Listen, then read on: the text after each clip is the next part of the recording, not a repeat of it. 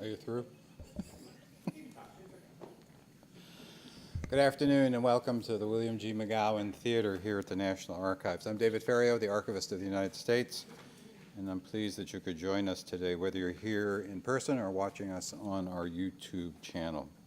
Before we get started with today's program, I'd like to tell you about two other book discussions coming up here this week. Tomorrow at noon, we'll host the national book launch of JFK, A Vision for America. JFK's nephew, Stephen Kennedy Smith, and historian Douglas Brinkley have brought together Kennedy's greatest speeches along with essays by America's leading historians, political thinkers, writers, and artists. The next day, Thursday, May 4th at 7 p.m., author David Dallin will speak about the 8 Jewish men and women who have served as justices of the Supreme Court and who are featured in his book, The Jewish Justices of the Supreme Court, From Brandeis to Kagan. To learn more about these and all of our public programs and exhibits, consult our monthly calendar of events in print or online at archives.gov. There are copies in the lobby as well as a sign-up sheet where you can receive it by regular mail or email. Food is a basic human need, but its place in culture stretches far beyond fulfilling simple nutritional requirements. The act of preparing and sharing a meal brings people together and cultivates bonds among them. Several years ago, in an exhibit called What's Cooking Uncle Sam, the National Archives explored the federal government's historic involvement in the food we eat.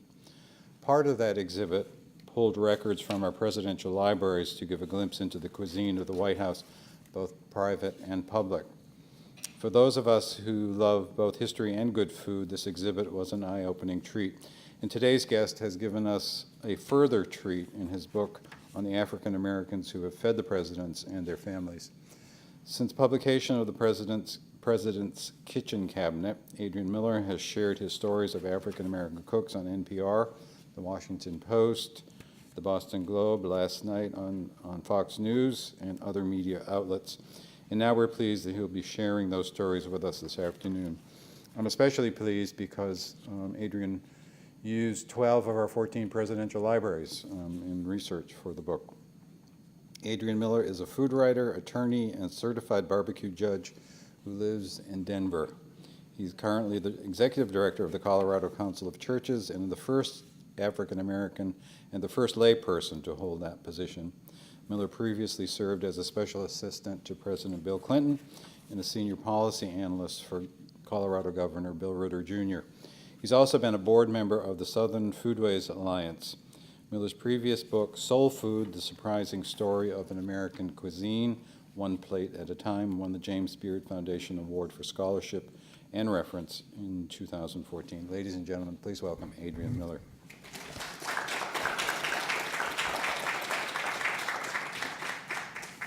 Thank you so much. Good afternoon. I'm so happy there are more than two people, because as an author, my threshold is two people. If I get more than two people, I'm happy. So it's just great to see this turnout here. Thank you. I want to say Aotis. I love that. Aotis Fierro for that wonderful introduction, and to Doug Swanson and all the other staffers here.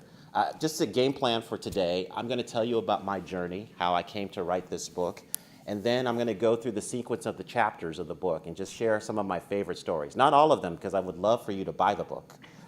And then we'll take questions after that. So this is a picture of me in the White House kitchen with the kitchen steward, a man named Adam Colick, and I took that in July of 2015.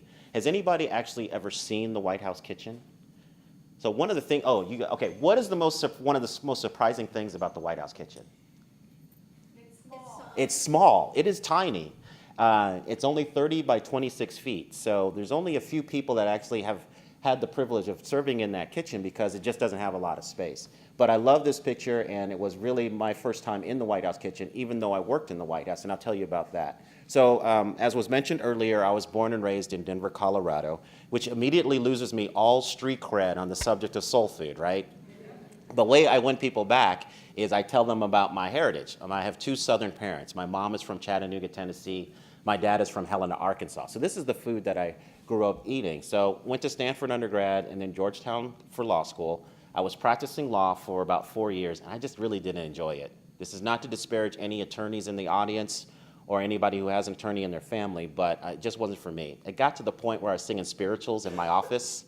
So I figured, thank you for laughing at that joke. I figured I needed to do something else. So I was going to open up a soul food restaurant in Denver, and then I got a call from a Georgetown Law School classmate about this new thing called the President's Initiative for One America. It was in President Clinton's White House, and it was an outgrowth of the President's Initiative on Race. And the crazy idea behind the President's Initiative on Race is this: if we just talk to one another and got to know each other, we might understand that we have a lot more in common than what supposedly divides us. So she tells me about the initiative, and she asked me if I had friends back in Denver who might be, or in DC, excuse me, who might be interested in working on this initiative. So I did the same thing that Dick Cheney did when George W. Bush asked him to find a vice president. I was the head of the search committee, only my name went on the list. So I went to work in the White House. It was a great time. And then at the change of the administration, shockingly, George W. Bush was not interested in me as a Clinton staffer working for him. So I was unemployed. Job market was a little slow at that time, and I was watching a lot of daytime television. So I thought, I need to read something. So I went to the bookstore, and I got a book called Southern Food at Home, on the Road, in History. And if you're a fan of Southern food history, I highly encourage this book. It was written by John Edgerton. And in that book, he said the tribute to African American achievement in cookery has yet to be written. I thought that was interesting. I emailed him to see if somebody had written that history, because the book was about 10 years old by the time that I read it. And excuse me, he said, no one's really taken on the full story. So with no qualifications at all except for eating a lot of soul food and cooking it some, I wrote the book on the history of soul food. And it was really during that research that I started to learn about these African Americans who have cooked for our presidents. And they just jumped off the page at me. So in terms of the research, what I did is I did go to most of the presidential libraries and looked for any information that the library may have had on food. And it was really hit or miss. Some libraries were great about the food records, and I would say my favorite is the Jimmy Carter Presidential Library, because for whatever reason, they kept the private menus of what Jimmy Carter ate in the residence. So if you pick a day and Jimmy Carter was there at the White House, you're likely to find out what he had for breakfast, lunch, and dinner. And often there are marginal notes from Rosalind saying things like, Jimmy doesn't like green peas, or things like that. And the Reagan Library was also very good in terms of the records. But unless the staff preserving records or the photographers thought that what was happening in the kitchen was interesting, there's just not a lot of information about these cooks. So after I finished the soul food book in 2013, I said, if I could just find enough stories about these cooks, I would like that to be my next book. And it was really a combination of the presidential research, library research, also looking and reading presidential memoirs, and also the memoirs of staffers that I started to round out the information. But the real gold mine was the old historic newspapers that are being digitized by the Library of Congress and private companies. Because those records are, those newspapers are word searchable, and once you figure out certain names and how they describe cooks in past eras, it just opened up a whole world to me, and that really helped round out the research. So let's just talk about the White House domestic staff and what it was like for African Americans in the presidential kitchen. So this picture was taken in spring of 1877. Does anybody know who was president in spring of 1877? You can't answer this. Anybody know who was president in spring? Yes. Who answered that question? Oh, okay. I should have discounted you as well. All right, Rutherford B. Hayes. And so here we have just this is the earliest picture we have of the presidential staff, at least the resident staff. And this woman here is a woman named Winnie Monroe. And Winnie Monroe was the Hayes' private cook who comes to the White House after Hayes gets elected. And that's pretty much the journey for most of the presidential cooks that I found. They're pretty much accidental. They happen to be enslaved or working for somebody who becomes president. Very few examples of someone who starts their career saying, I want to be a White House chef, even today, although that may be changing with our chef celebrity culture. If I were to describe a nice metaphor for our presidents in food, I would call it the presidential pickle. Because we want our presidents to be extraordinary people, but we also want them to be a lot like us. And often food is a great metaphor for how we feel about our president. Presidents who love their childhood foods or nostalgic foods, we think they're more relatable. If a president likes a lot of fancy food or foreign food, we kind of think they're out of touch. And so that plays out with the presidency. We've had some presidents who had a real keen understanding of how to use these other symbols to enhance their presidential personality and power, and we have others that don't seem to do it so well. All right, so here's the first person I'm going to talk about, a man named Samuel Francis. Now, I know what you were thinking as soon as this picture came up. You're like, he looks a lot like a white dude. Well, his race has been contested by a lot of historians, but his descendants all believe that him to be a biracial man from the West Indies. He may have been from Jamaica or from Haiti, but he really affected more British customs, so it's more probable that he is from Jamaica. He is the first chapter of my book, or the second chapter. In the first chapter of my book, what I do is I show all of the different elements that go into presidential foodways and food culture, and I take a mise en place approach. So there are two kinds of cooks, right? You probably know cooks that walk into any kitchen, look in the pantry or the fridge, and they can just create a great meal. That's not me. I need to have everything measured out ahead of time, make sure I have all of my ingredients. And if you go to culinary school, that's called the mise en place. So I took that approach and talked about presidential foodways. But in the second chapter, I talk about all the people who are in charge of running the domestic operations for the presidential residence. In the earliest days of the presidency, they were called stewards. Today, they're called the chief usher. But steward, the first steward in United States history is this man, Samuel Francis. So he comes from the West Indies and arrives in New York City in the 1750s. He was a very astute businessman and very soon started running a pickling and preserving business. And then he opens up a tavern called Francis Tavern. If you go to New York City, you will actually see a replica of that tavern on 54 Pearl Street in lower Manhattan, not too far from Wall Street. So he runs this tavern, and he has a very famous patron, General George Washington, who frequently ate at his tavern and loved his food. So when Washington becomes president, he actually taps Francis to run his household and be the first presidential steward. They had a lot of adventures together and a lot of respect. When George Washington says farewell to his troops, he actually has that farewell party at Francis Tavern. But the first story I want to share with you is something that I call the poison pea plot of 1776. Now, I don't know if you learned about this in grade school or high school or even in college, but this is actually a mint pea green soup that is served at the George W. Bush Presidential Library restaurant. It is excellent. I actually have the recipe for this in my book. It was a favorite of Laura Bush. So George Washington loved green peas. In fact, he loved green peas so much that his contemporaries called him Pea Diddy. Okay, I'm just kidding. I just had to try it. I had to go for it.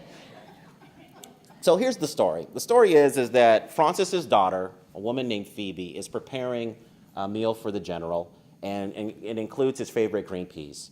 So there was a guy named Thomas Hickey who was kind of hanging around the kitchen. Now, he was not very sympathetic to all this revolutionary talk, and he was trying to figure out a way to basically poison the general. So he's in the kitchen, he distracts Phoebe and puts a little extra seasoning on the peas, and they get sent out to the table. Now, Phoebe kind of discerns something is going on. She tells her father, Francis, and Francis immediately understands what's happening. And the story goes that he bursts from the kitchen, and just as the general is about to eat the peas, he grabs the plate and the fork and throws the peas out the window. Now, at that very same moment, there was a chicken walking by who pecks at the peas and dies. Okay? So thanks to that animal testing, they realized that the peas were poisoned. Okay? So it's a fabulous story, but it's probably not true for a lot of reasons. One, Francis did have daughters, but we don't have a record of someone named Phoebe. It could have been a family nickname. And two, there was a guy named Thomas Hickey, but he was charged with treason, but his crime was really for counterfeiting, not for assassination attempt. He was actually hanged in the New York harbor in July of 1776, and about 20,000 people showed up for the execution. But his crime was counterfeiting and creating passes that may have allowed some other unsavory characters to be in the general's presence and try to kill him. So it's a great story. It's probably not true, but if it is true, ladies and gentlemen, I submit to you, this is the first act of culinary homeland security in our great nation. Here's another cook. This is Hercules. Now, Hercules was the enslaved cook for President George Washington. And my second chapter talks about the various enslaved cooks that have worked in the White House because we've had a lot of slaveholding presidents. So Hercules is an interesting character, and I want you to notice a few things. I want you to notice his outfit here. This is an actual painting that's hanging in a museum in Spain. The name of the painting is A Cook for George Washington, and it is believed to be painted by Gilbert Stuart, the same artist who painted that iconic portrait of George Washington that so many of us know. Hercules gets basically purchased by George Washington when he's a teenager, and he was a ferryman at the time, but for whatever reason, George Washington actually moves him to the kitchen in Mount Vernon and has him train under another enslaved chef named Old Doll. So he cooks for her for years, and then when the president moves from New York to Philadelphia, he actually brings Hercules to Philadelphia and installs him as his cook. The reason why he did this is that his first cook, a white woman named Mrs. Reed, I guess the food was nasty. He just was not feeling it. So he fires Mrs. Reed and then has Hercules come up to become his cook. There was one slight problem. Pennsylvania at that time had something they called the Gradual Abolition Act of 1780, which meant if you were an enslaved person and you were on Pennsylvania soil for 6 months or longer, you were automatically freed. So the way that George Washington got around this is right about the time of the 6-month deadline, he would pack up all the enslaved people, take them to Mount Vernon, leave them there for a few weeks, and bring, I know, messed up, right? Bring them back, and then he would do this all throughout his presidency. While in Philadelphia, Hercules was given a lot of liberties. He was allowed to go to the circus. After work, he would get dressed up in a fancy suit and walk around town with a golden cane. And also, George Washington let him sell leftovers out of the kitchen. And he made a couple $1,000s a year back then selling his leftovers. That's how good the brothers' cooking was, all right? At the end of President Washington's second term, He suspects that Hercules is going to escape. And so to punish him, he sends him back to Mount Vernon, but not to the kitchen. He puts him in the fields, having him make bricks and other hard labor. So this well-renowned chef is now in the fields doing hard labor. So on Washington's 65th birthday, he actually runs away successfully. And Washington was not happy about it. If you read accounts of Washington, he could have a volcanic temper. He was really upset, and you can tell through the letters that he wrote to his associates that he was going through the 5 stages of grief through this whole time. And he spares no expense to try to get Hercules, but just never finds him. So the question is, where does Hercules go? Going back to this outfit, this is the outfit of somebody who would have been a chef in Europe at that time period, not in the United States. So it is believed that he may have gone to Europe to sit for this painting, but we're all speculating because no one really knows. The last we hear of Hercules is after Washington dies. He is spotted in New York City by the mayor of New York City, Mayor Varick, who was actually a personal secretary of President Washington at one point. He writes to Martha Washington asking if she wants him to make an effort to actually recapture Hercules and bring him back, but Martha Washington never responds. There was a person who was traveling through the United States who writes about going to Mount Vernon in the early 1800s, and he encounters one of Hercules' daughters, and he asks her if she misses him and is sad, and she said, "No, I'm happy because he's free." Next person I want to tell you about, we don't have a visual representation of him, is a man named James Hemings. Now, James Hemings was never a presidential chef, but he was an enslaved cook for Thomas Jefferson. This is actually a list of utensils at Monticello written in James Hemings' own hand. When Jefferson becomes minister to France in the late 1780s, he actually brings James Hemings with him, 19-year-old James Hemings, with him to France. Now, James Hemings was one of 2 older brothers of Sally Hemings, who you may have heard of. While in France, Jefferson spares no expense to actually have him trained as a classical French chef. Spends a lot of money, spends 3 years doing this, and then installs him as his resident chef while he's in Paris. When they come back from Paris to the United States after a few years, in the mid-1790s, Hemings approaches Thomas Jefferson and says, "I want to be free." Thomas Jefferson agrees to free him on 2 conditions. One, you have to teach the other enslaved cooks back at Monticello how to cook the way, all the things that you've learned. And 2, you have to leave behind your recipes. Jefferson agrees to do this, and after about a year and a half of apprenticeship with the other cooks, he is freed in 1796. After that, Hemings goes to other places, may have gone overseas. He does return to Monticello to cook for a short period of time, but he never becomes presidential chef because at the age of 31, he drank himself to death in the city of Baltimore. So a tragic end for James Hemings. But he did shape kind of presidential food early in the presidential history. And one of the things that Thomas Jefferson loved was macaroni and cheese. He had a macaroni and cheese Jones, okay? Here we have a drawing of a macaroni maker. And Jefferson encounters macaroni while he's in France and loves the dish. So he actually has one of his aides smuggle a macaroni maker back to the United States. And smuggle is an apt description because the Italians had macaroni making on lockdown. And the earliest macaroni and cheese recipes were really the pasta with some Parmesan and maybe some butter. Okay? We know that Jefferson loved macaroni and cheese because he actually serves it in the White House on February 6, 1802. A man named Manasseh Cutler, who was a Republican representative from Massachusetts, was at that dinner.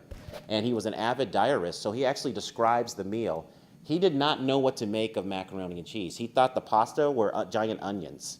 And so he asked the guy next to him to explain what the dish was. And that guy was Meriwether Lewis from the Lewis and Clark expedition. And he explained what macaroni and cheese was. After this dinner, and the verdict from Manasseh Cutler after he tasted it is he said it was strong and had a disagreeable taste. So wasn't a big fan. After this mac and cheese meal, Jefferson would take people into the East Room and have them look at a giant wedge of cheese that he got from some farmers as an inauguration gift. That was his idea of fun. Well, look at this literal ton of cheese. Okay, let's fast forward to talk about the free cooks that have been in White House history. So this is after emancipation. This is a woman named Laura Dolly Johnson, and that is her in the middle. This is the big coal-fired stove that was installed in the 1850s during the Millard-Fillmore administration. The story behind the stove is that the African-American cook really did not want to cook on this stove when Millard-Fillmore wanted it installed, and that was because the African-American cook at that time was used to doing hearth cooking. So that was cooking in a fireplace with elevated pots and other things, and just thought that this was the devil's contraption. I think that was the term that was used. And supposedly Millard-Fillmore went to the patent office, got the instructions for the stove, brought it back, and somehow convinced the cook to actually start cooking that way with this stove, and it's been in use ever since. Dolly Johnson is a fascinating character because she does not come to the White House as a servant or as someone who is directly connected to the president. She actually has to get talked into the job. And the way this happened is a young politico named Theodore Roosevelt was traveling through Kentucky, and he went to a Kentucky colonel's house for dinner, and Dolly Johnson made the meal. And he was so impressed by the meal that when his friend Benjamin Harrison becomes president, he recommends Dolly Johnson to be his cook. So there were a lot of negotiations. Dolly Johnson actually wanted to start a catering business and didn't want to work at the White House, but they talked her into coming to the White House. There was only one small problem. There was already a cook there, a woman named Madame Pellinard, a French woman who was cooking for the British embassy and then came to work at the White House. And she did not like all of these national headlines announcing Dolly Johnson's hire. So this very French cook had a very American response. She went to the press and badmouthed the Harrisons' eating habits. And one of the chief charges was that they ate a lot of pie all day. And the second thing she does is she files a lawsuit. So this is the earliest known case of a White House staffer suing the president. And I don't know how it got resolved, but it ultimately got resolved because the court, it never got to litigation. But I just thought that was pretty fascinating. But Dolly Johnson was celebrated in her time. She was known for her cooking. She got the Harrisons hooked on a lot of Southern food classics. And then the interesting thing about her is, well, a couple things. First of all, there's a little tragedy in her family. So she only cooks for Harrison for maybe 8 months, and then she goes back to Kentucky to care for a sick daughter. But then when Grover Cleveland beats Harrison in the next election, Grover Cleveland actually brings Dolly Johnson back to the White House. So she stays and cooks for Grover Cleveland, and after that, this is kind of unusual for African-American cooks at this time, she actually parlays her fame as a White House cook into a business. So this is an ad from a newspaper in Lexington, Kentucky, where she was from, that talks about her restaurant. And I think this is just really remarkable because a lot of the other White House cooks in general, but particularly the African Americans, fade into obscurity once they've done their cooking stint in the White House.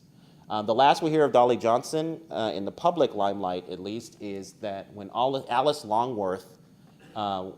Roosevelt was getting married to Nicholas Longworth, Dolly Johnson bakes a pecan cake and sends it to the White House. And evidently it was magnificent because the press wrote about this cake, and Alice Longworth certainly liked that cake. And then that's what we hear of Dolly Johnson. In my book, I have, there are only a few recipes that we could say are attributed to Dolly Johnson. Now this one is actually Caroline Harrison's recipe for deviled almonds. This is one of the most popular recipes in my book. You just simply get some almonds, you coat them with butter, and then you put on some cayenne pepper and a little salt, and it's awesome. It's just addictive. So I have that recipe in my book, but this is surely one of the things that Dolly Johnson made during her time cooking for the Harrisons. All right, now we're going to go fast forward to what happens when the president travels. And this, I'm going to tell you about a woman named Daisy Bonner, a remarkable woman. She cooked for Franklin Roosevelt. So because of his polio, Franklin Roosevelt would often go to Warm Springs, Georgia to get treatment. And he would stay there for weeks at a time. And FDR looked forward to Warm Springs, Georgia, not only for the treatments, but just to get better food. I don't know if you know this, but the food reputation of the Roosevelt White House was horrible. If you got invited, I got a knowing nod here. If you got invited to a state dinner during Roosevelt's time, you would actually eat ahead of time before you went. That's how bad the food was. And I tried to figure out, why was the food so bad? Because I knew that they had a predominantly African-American staff. And basically, it was because of a woman named Henrietta Nesbitt. Is anybody related to Henrietta Nesbitt? No? Okay. All right. So she would stand behind the cooks and adjust their seasoning and whatever they were doing. And she was someone who really didn't know how to cook. So that's why the food was horrible. And Eleanor Roosevelt was fine with all of this because she was fundamentally uninterested in food and had ceded all the food operations to Henrietta Nesbitt. And some speculate that this may be a way for her to get back at FDR for a lot of things. But moving on, so he would spend time in Warm Springs, Georgia, at something they called the Little White House, and a wealthy white family loaned their African-American cook to Roosevelt while he was there, and she got him hooked on a lot of things. But I want to tell you first about this cheese souffle. Now, I was talking to Aotis about souffle, so I'm going to ask you, what's the biggest concern about making a souffle? Having it fall, right? So, ladies and gentlemen, I'm going to tell you a story that's a miracle. It's going to rattle your soul and also your belly. Here it goes. On April 12, 1945, Daisy Bonner had a cheese souffle timed to come out at 1:15 for FDR. He was there in Warm Springs, sitting for a portrait, but as you know, he had a fatal cerebral hemorrhage at 1:12. So this souffle never got served. But according to Daisy Bonner, that souffle did not fall for 2 hours until FDR was officially pronounced dead. That's the story, all right? A miracle, right? Yes, a miracle. I have the souffle recipe in my book. I have to say it does fall. It didn't stay up for 2 hours for me, but it's a good recipe.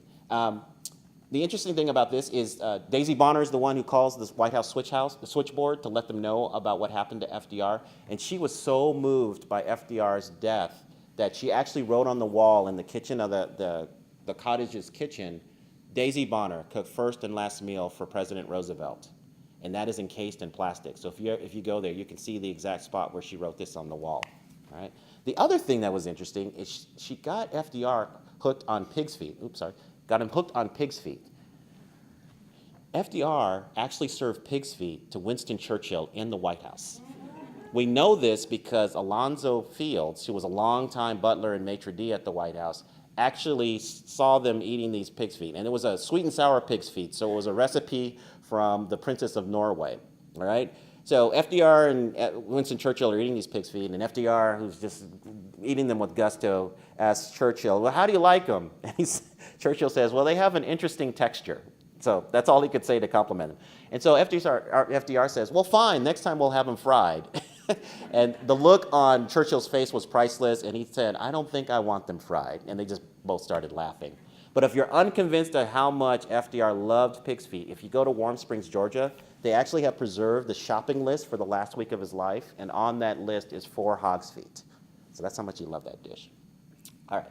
Another example is kind of the longtime servants of presidents who are not cooking related necessarily from the start, but eventually come into that role. So now I want to tell you about John Money, who was President Eisenhower's valet in World War II, during World War II. They became really good friends. Eisenhower called him indispensable, and he comes to basically serve the president, be his valet in the White House as well, but he helps out with cooking duties. Eisenhower was probably the president who loved to cook the most. In fact, he would often go up to the rooftop of the White House and grill steaks. So imagine you're walking down Pennsylvania Avenue and you see smoke coming out of the White House. You may think there's a fire, but actually it's just the president up there grilling steaks.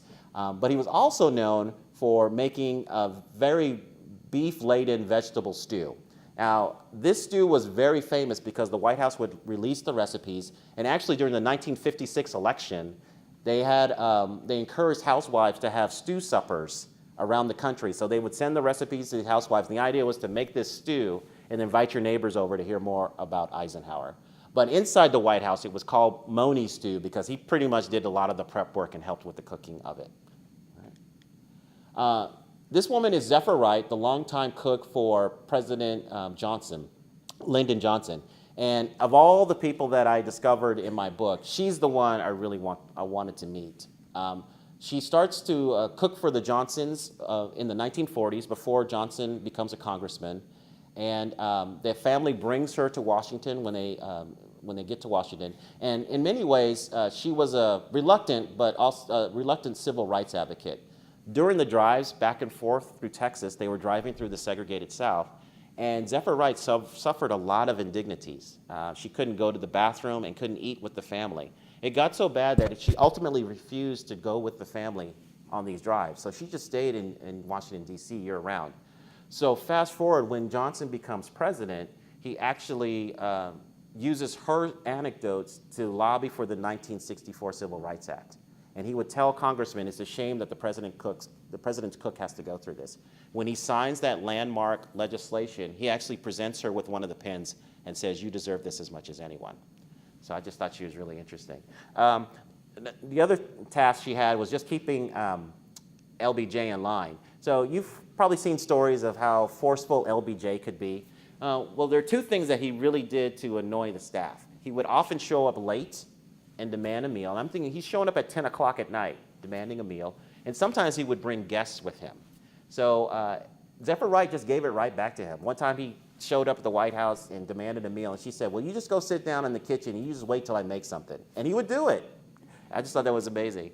And then when he would show up with unexpected guests, Zephyr Wright's strategy was to just start sending out a lot of liquor. And then once the guests were liquored up, it didn't really matter how long it took to cook the food. So I just thought she was a very ingenious person and very forceful personality.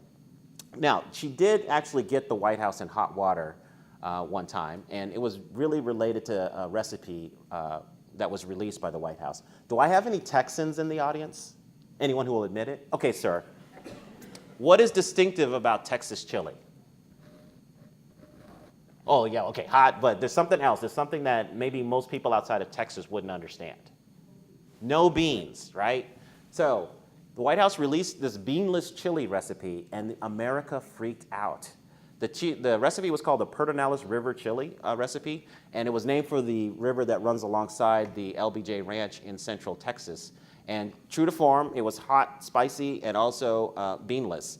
And so a lot of people wanted to just know if the president loved beans or not. So you're going to listen to a conversation that I found in the presidential library, LBJ's presidential library. And the first voice you're going to hear is that of Juanita Roberts, who was the social secretary for LBJ, fielding all of these calls. And then the second voice is going to be Zephyr Wright. And basically they're just talking about all the beans that the president loves, all right? We have correspondents asking us if the president and the family like beans. Well, I know enough to say yes. But I wanted to check with you. What would you say if you were asked that question by a responsible person? Oh, I would say yes. And They're going to ask what kind, is it? no, but I know that he particularly likes pork and beans. You like pork and beans, you like pinto beans, you like lima beans, green beans, And that's green limas or dried. green limas. Green. Mm-hmm. Mm-hmm. And the green, fresh green beans. Mm-hmm. Uh-huh. And he likes the Blue Lake canned green beans, marinated, and use it as a salad. Uh-huh. Marinated in French dressing. Uh-huh. So Yeah. he well, that's not a bean, though. That's a pea. I started to say green peas. But he just likes beans. Now, the green limas, you The don't... baby limas. Green baby limas. Mm-hmm. How do you prepare those for him? Just in salted water and cook them and add a little oleum margarine and pepper and cook them for a good long while until the juice in them is kind of thick. Yes. Uh-huh. Mm-hmm. You used to use the Velveeta, but you don't do that anymore. Well, I do that for parties? For parties. We use the Velveeta, also mushrooms. You call it lima beans with cheese and mushroom sauce. Uh-huh. And the pintos, I guess you cook like I do, with salt pork That's or right. ham bones. That's right. And pork and beans, do you doctor them up? Not for him. He like them just plain. He doctors them himself with some kind of pepper sauce or something like that. Uh-huh. All right. Zephyr, do you know where any of the chili cards are, chili recipe cards? I sure don't. I may have one or two here. Well, somebody's got some, and I'll find them because I need that one also. Okay. Nice talking to you. Okey-doke. Thank you a lot. You're welcome. Bye. Bye. Okay, how many of you use Velveeta for special occasions? Just tell me. All right. So I just love that clip. The recipe cards that they mention at the very end, In Lady Bird Johnson's memoir, she said that that was the second most requested document from the federal government in 1964, next to the information on the newly formed Women and Children Nutrition Program. Sorry, so it was a lot of interest in that. I then talk about kind of spaces within the White House, and I'm going to go through this quickly so we can wrap up. This is the White House mess. The White House mess is not a metaphor for the political situation. It's a military term for eating space. It was created when the White House was renovated in 1952 under the Truman administration. And the renovation created the need for more staff in the residence because for the first time ever, the White House was air conditioned.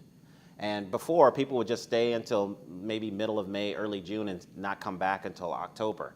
So there was no way that Congress was going to give Truman more staff, especially after you called them a do-nothing Congress. That kind of hurts their feelings. So Bess's Truman idea to staff the White House mess was to bring over the people who were cooking on the White House or the presidential yacht and bring them over to the White House. So that's why the White House mess and a lot of food operations are now operated by the Navy, because the Navy cooks were staffing the White House. I do write about Charlie Redden, who was an African-American who was executive chef of the White House mess. He's the first certified executive chef of the White House mess. He's tempting President Clinton with the lobster salad sandwich right there. But when President Clinton and George W. Bush during the first term would travel, he would often overseas. He would actually go overseas and just make sure that the food system was secure and everything was in order before the president arrived. So an awesome responsibility.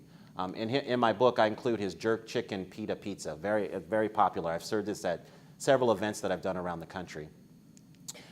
Then also on Air Force One, I profile Wanda Joel. She's the first African-American woman to serve on Air Force One. She serves from George Herbert Walker Bush all the way to Barack Obama. And White House, at least on Air Force One, the food operations is this. There are essentially 3 staffers that rotate duties. One person is there to cook the food, and really they're warming it up, because on an airplane there's certain things you can't do, like you can't fry food and other things, it's not safe. And then you have somebody who takes the orders, and then there's one person dedicated to making drinks, and they rotate that. But yeah, she's fascinated. She was on the plane on 9/11, and she recounts her experiences on the plane. Then also we have a culinary team of guest chefs. So lately, more in the Obama administration, but throughout the years, there have been guest chefs at the White House. The last person to actually be African-American to be offered the White House executive chef job was a man named Patrick Clark here. He was a well-known chef in New York. And just to show you how respected he was, Anthony Bourdain, who does not suffer fools, actually speaks very highly of him in his book, Kitchen Confidential. So unbeknownst to Patrick Clark, he was in New York City. He comes to D.C. He's cooking at the Hay Adams Hotel across the street from the White House. And then the Clintons and other staffers started auditioning him for the job by going over to the hotel and having his food. He gets offered the job, but he turns it down because it was too much of a pay cut. At that time, the White House executive chef salary was about $58,000, and he was making well into 6 figures as a hotel chef. And with 4 kids, he decided not to do it. But the Clintons did circle back to him and gave him the opportunity to cook the state dinner for Nelson Mandela that happened the fall of 1994. And if you're an ambitious cook, the main parts of that meal are actually in my book, the recipes for that. The main entree was a sesame-crusted halibut with some lemon curry and red grass vegetables. Vegetables and red curry to spice that up. All right. And then the most recent example was when Marcus Samuelson, he hosted the first state dinner for the Obamas, which was infamous for a reason. Does anybody remember why that dinner was infamous? Yeah, the crash. And as somebody who's been in the White House, the series of things that had to happen for that couple to get in was astounding. But there are some former White House chefs who are not enthusiastic about guest chefs because they believe it's the White House chef's job to handle those meals. And just very quickly to tell you kind of the roles, depending on the president, usually in the White House kitchen there's the executive chef, then the pastry chef. The pastry chef may have an assistant, and then there are 3 or 4 assistant chefs. Some of them may be Navy cooks who are working there, but usually they're lateral hires from the hotel industry and other folks.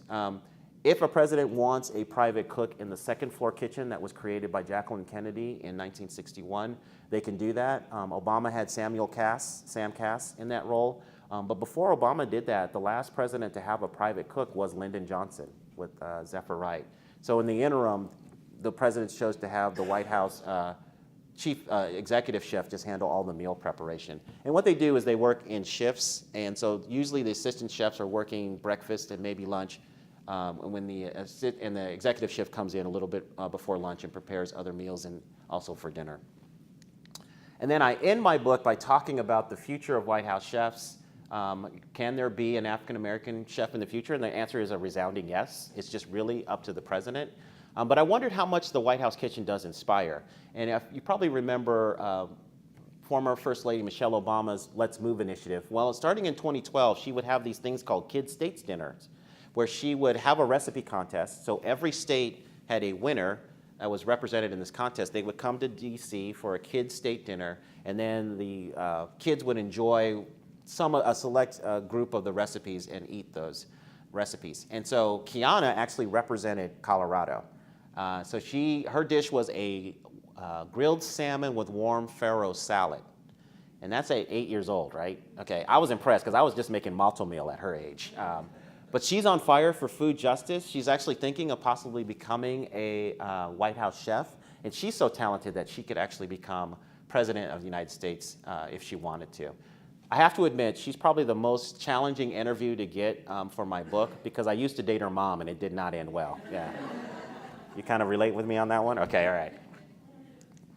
So in closing, I just want to say that these African-American presidential chefs were culinary artists.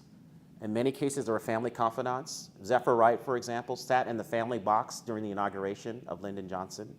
And in many ways, they were civil rights advocates. When civil rights leaders could not get the ear of the president, they would actually go to the cook and ask them to say a word or two to the president. They gave our presidents a window on African-American life that they may not otherwise have had. And many presidents chose not to open that window, let's just be frank. But for those who did, I think our nation is better for it. So I'm glad to discover these culinary artists and share their stories with you. There will be a book signing after this if you'd like to purchase the book, and I'd be happy to sign it. But this is how you can find me online. I have a website to just keep updating stories because there are a lot of people that I couldn't reach as I wrote this book, and now people are reaching out to me and telling me about their ancestors who used to cook in the White House kitchen and giving me some great stories. So I want to keep that research, compiling that research.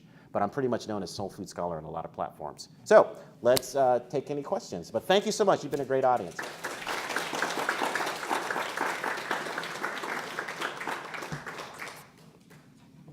Oh, there are microphones on the side if you want to ask a question. So please make your way to a microphone.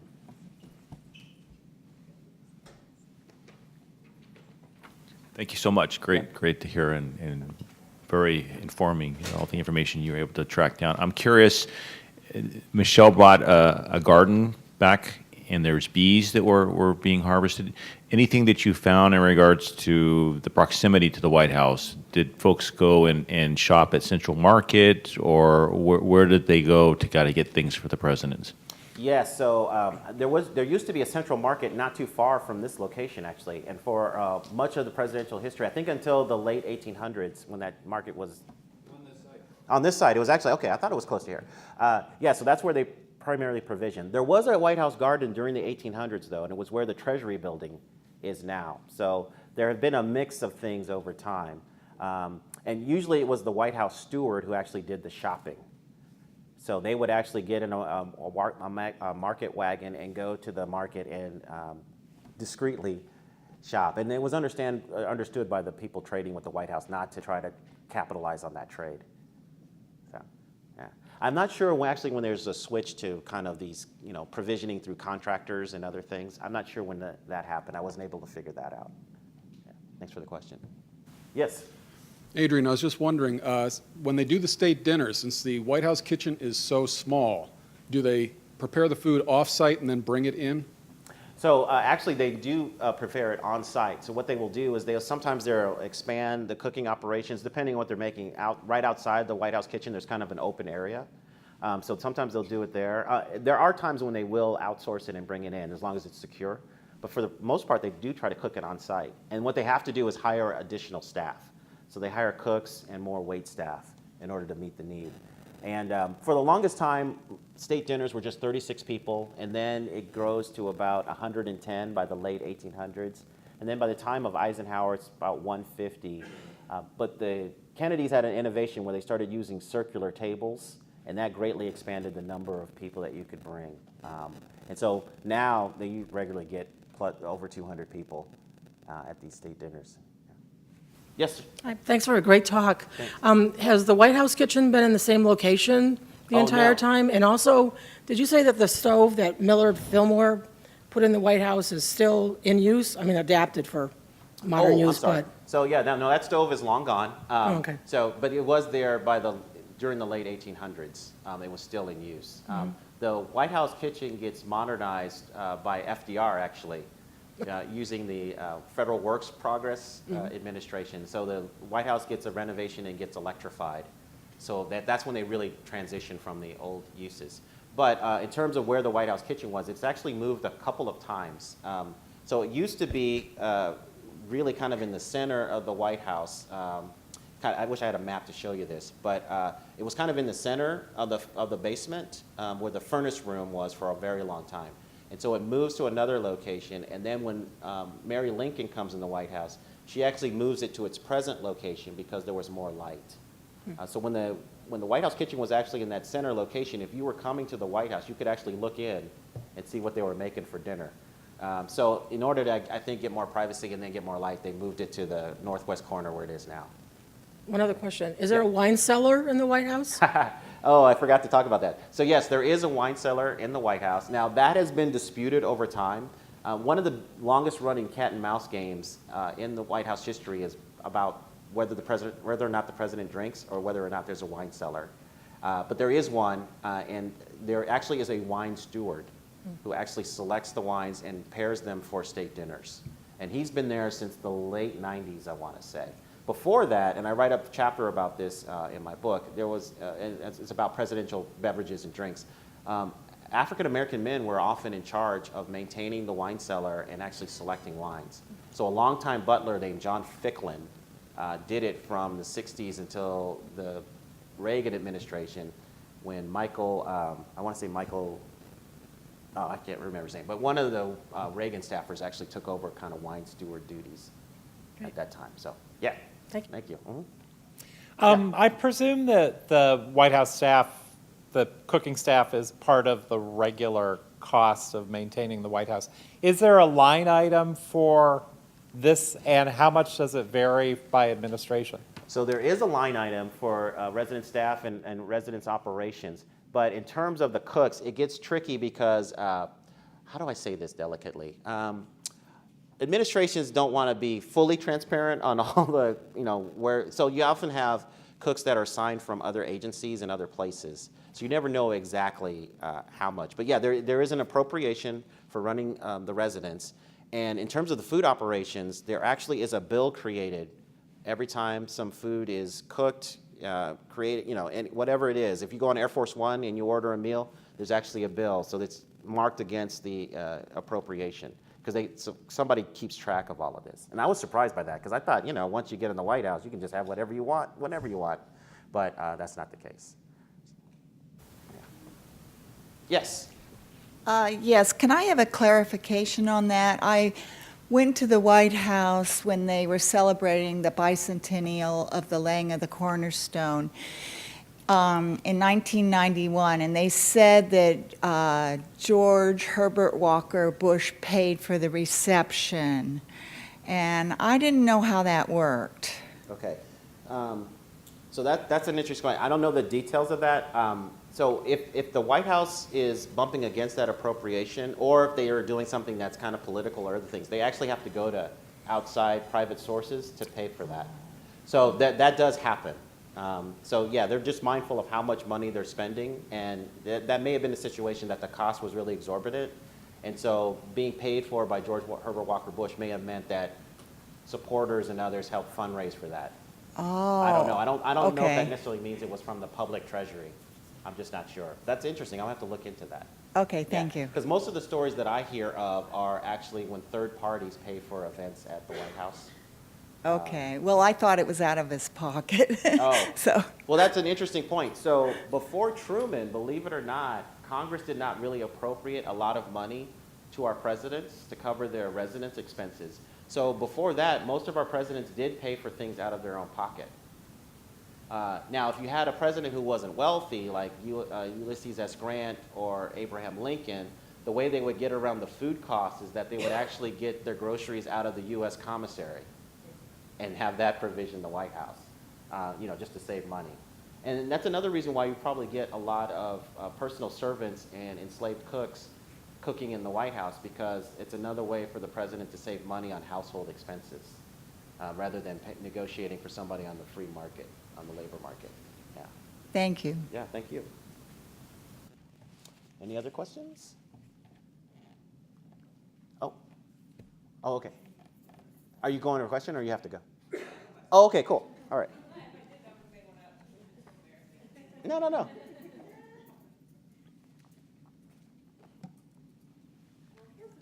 And the wine cellar question was interesting because I just watched Scandal last week, and I can't remember. Cyrus took Papa Pope down and said, "This is the wine cellar Fitz added," but apparently the wine cellars have been there for a long time. Yeah. And also about Hercules, there was a children's book last year, pretty controversial. So it's interesting for you to say that he ran away on George Washington's birthday, because the whole controversy of the book was that, why is this book showing George Washington in the kitchen helping make his own birthday cake, and they're celebrating it, and it just didn't seem quite historically accurate. Yeah. So I don't know if that, and I know about that book. I don't know if that birthday scene was actually that final one. 'Cause it just wouldn't make sense because he was in the fields. So it may have been an earlier birthday that they were depicting. But I know that there was a lot of questions about just kind of, the happy slave kind of stereotype, yeah. But it definitely was not that last birthday. Yeah. Okay. But my question is about food security, because one of your opening stories is about the peas, and that was a long time ago. But, I mean, now, I know I don't think they employ tasters, but where do they get their supplies from to make sure they are secure? Yeah. I don't know if that's really a modern worry of leaders today, but it just seems like they can't, Michelle Obama would say, I really want to go to Target, but she can't go for security reasons. So where do they get their food from, or do they have private suppliers? So first of all, they do actually have presidential tasters. It's usually the opposition leader in Congress. No, I'm just kidding. The presidential taster is actually the chef. I spoke to the late Walter Scheib, who was consulting me on my book. He tragically died while I was in the early stages of the book. But I asked him that question, and he said, yeah, the chef is the taster. We're the last one to taste whatever goes out. So there are a variety of sources for presidential food. I mean, some food is, gotten from third parties, and so there's a secure commodity chain created, and there's background checks and everything. But believe it or not, sometimes the most secure thing for them to do is just to go to the store and shop at the last moment, and sometimes they do that as well. But so it's a variety of things. And then now that we have a White House garden, that has been providing food for some meals, for some state dinners. They actually make a point of incorporating food from the garden for those state meals. So it's a variety of sources. And again, discretion is highly valued. So people that are providing, sourcing the White House are encouraged not to tell people about it. So if you find somebody bragging about that, I don't know if you should trust that person, but yeah. Any other questions? Yep, okay. Well, thank you so much, and I'd be happy to talk to folks afterwards. But thank you for being here on a lunch, it was just great to share these stories with you, so thank you so much.